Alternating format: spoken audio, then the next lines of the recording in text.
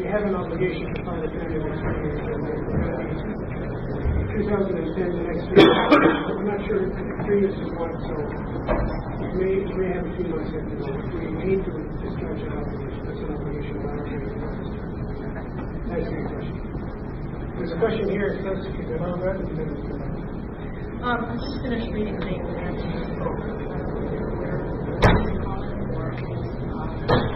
10-year linear elimination of coal in developed countries. That would mean target here, the U.S. and Canada will eliminate coal 10% of the 2010 levels every year in 2020. I would think that would be a huge challenge. In addition to that, he's talking about closing out the hard mass, basically, in order to deal with the climate crisis. There's other analysis that take the same sort of level that he's talking about, 315 parts per million, and what they've come up with is that we need 80% of reduction in developing countries over the next decade.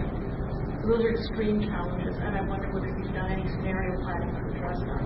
Again, Ontario is phasing out coal in the time period that we're talking about, the 10 years. Doesn't have tar sands, so we're doing that.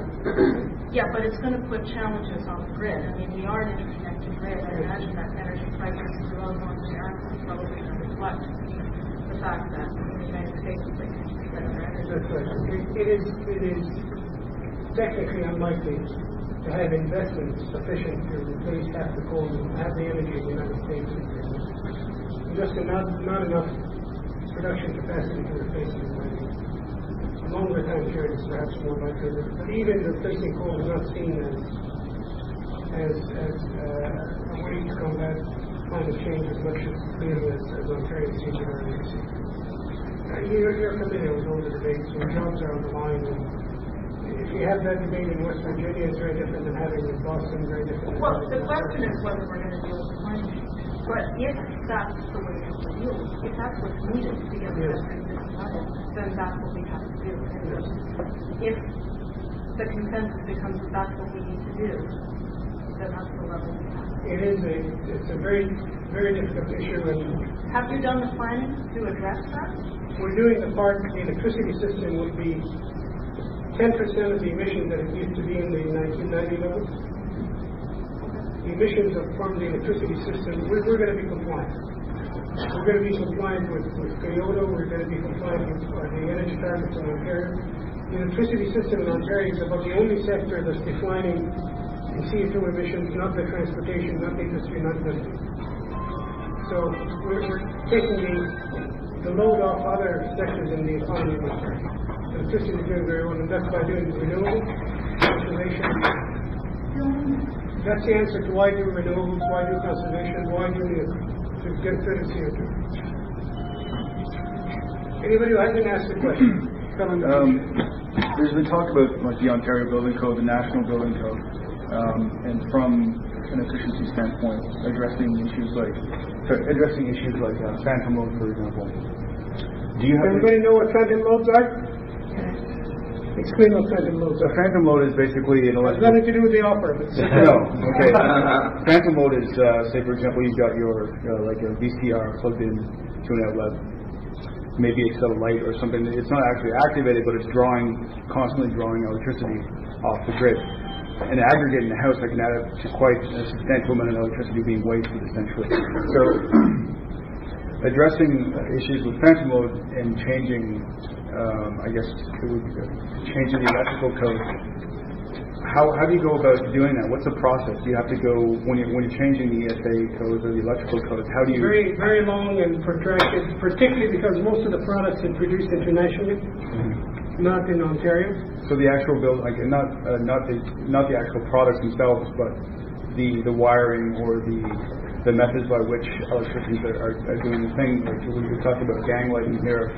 There's an inefficient way to wire a building. Now we know. Back then we didn't think about it. But thinking from an integrated design standpoint, how does one go about putting these motions into effect to actually take that integrated design element and start to integrate this? Like for example, when you go into a hotel room, and they've got that little card slot. Yes. And in order for all the lights in the whole building to work, you got to put that slot in. Yes. To get that to be in something like the Ontario Building Code, the National Building Code, how do you go about doing that? Changes to the code. Just changes to the code, which is a process that takes place continuously. Changes to standards and changes to codes. So to make it part of the code, the Ministry of, I think it's Ministry of Housing that's in charge of the building code. Is that true? Anybody know? Yes.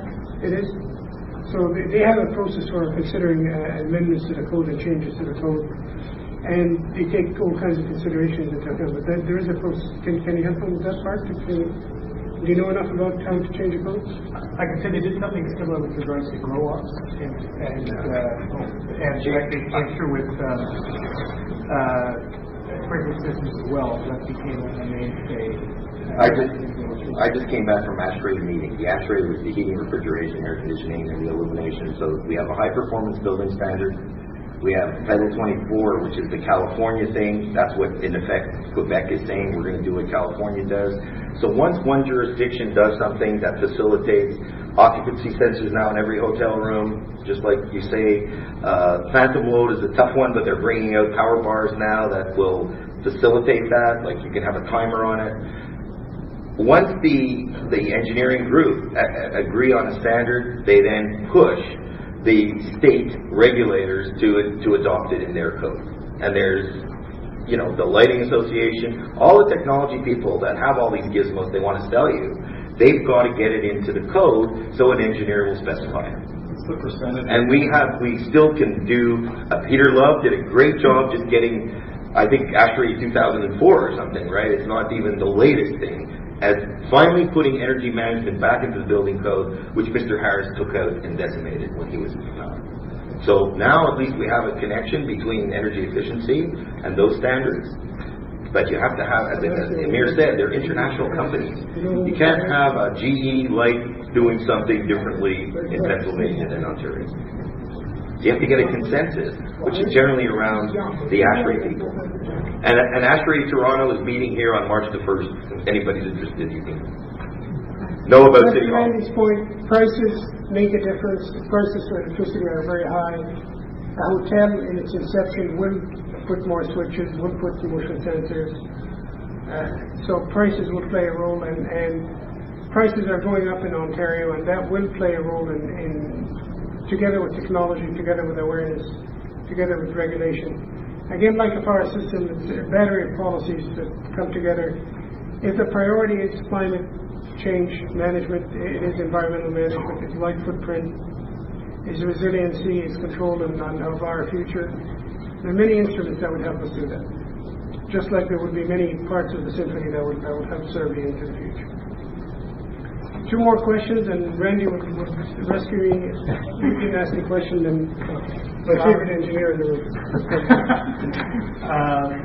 Quick question just regarding the Environmental Commissioner of Ontario's report in December, pointing out that the province has already fallen behind its own targets for carbon reduction.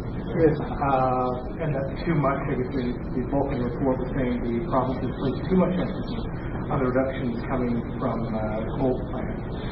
Has that brought any extra pressure on you to find some kind of solution to that? We're a bit perplexed at that report because we thought the electricity sector, as I mentioned, is carrying its obligations and more. It's declining by a higher percentage than the Kyoto targets and another targets. So we're not sure what the criticism is of the electricity system. And I read them to be less confidence in the long term. I read the Environmental Commissioner's report to be, we are, to rephrase what he said, we're living off the decline in coal production right now. But what about 10 years from now? What would the activities be? Is that the way you think of it? Well, it still hasn't, not even short term. It's his concern of, again, if I'm misreading it, giving it an opinion. But my reading of it is that we're already falling short on the short term, looking long term. There are two parts of the report. Obviously, part of it is, the hit the government isn't addressing the emissions from motor vehicles, which accounts for clearly. but I'm just wondering specifically based on the mention that coal reduction is being emphasized more than it probably can deliver. Has that brought more pressure on communities to find a solution? To expedite the phasing out of coal? Somehow, essentially, gee, we're not hitting our targets, guys. What more can you suggest? There'll be 4 units taken out of commission, 4 coal units out of 4 and 8 out of 12. 12 in the south and 3 in the north. It'd be 4 in the south taken out of service this year. The northern units are declining in production quite a bit. There is more pressure to take more units quickly, and it's a question of reliability. And what I would urge people to look at is the production of coal-generated energy, not the number of units remaining online. They're not producing a quarter of what they were 5 years ago. The production of energy from coal is down by 60-70% this year. That may bounce back up again with the recession ending, but we're replacing that with natural gas and with renewables.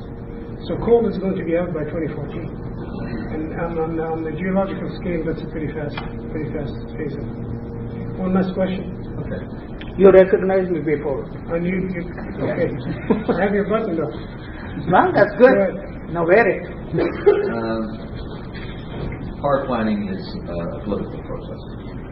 I would have never thought so. I'll take your word for it. And outcomes are going to be dependent on a number of factors, but I'll focus on literacy and energy issues. Keep it a bit louder, please. Being a political process, we need to have literacy in the population about energy matters, and we need to draw upon the wisdom and skills that are resident in the province to use our best efforts to get there. The architecture of the grid is changing. We're talking about smart grids, distributed generation, etc., virtual power plants, all of those ideas. The achievement of those objectives, if it is handled the way we have traditionally handled it, which is to have large central power plants and a branching out system of supplying to the customer, we would need to change the architecture of the planning process itself, I believe. I contend that what we need is to provide the legitimacy of local community energy planning, whether it's on a city level, whether it's on a township level or a more regional level.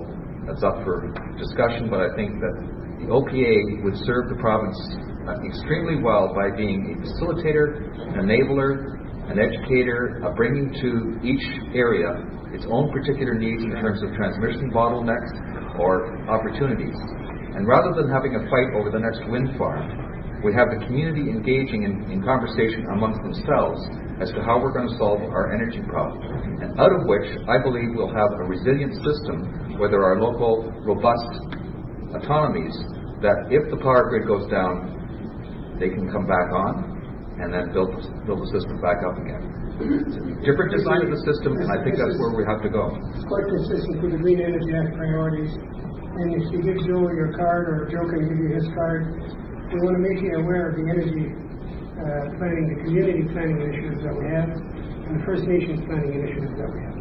That's underway. Good. There is an initiative to enable communities and to fund them, because most likely small communities do not have the capacity to put projects together and fund projects together. We want to build them, give them that capacity. So connect with Joe and we can help you out with that, or make you aware. I don't need to help you out here. One ahead of the game. So. Amir's going to actually grab a tray now, and I want to give him a round of applause for being such a true person.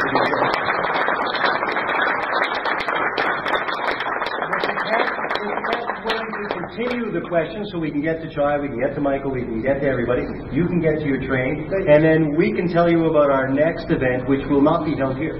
This is the one and only event. Let's take over City Hall. That's right. Amir, thank you very much. First of all, we'd like to give you very nice.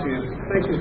Part of the city. But thank you very much for coming here, not only for your generosity for your time and answering your questions, especially outside your area of specialization and helping us realize how much more there is to it. And in fact, as you were talking and answering some of the questions, I'm thinking one of the things we could have on our website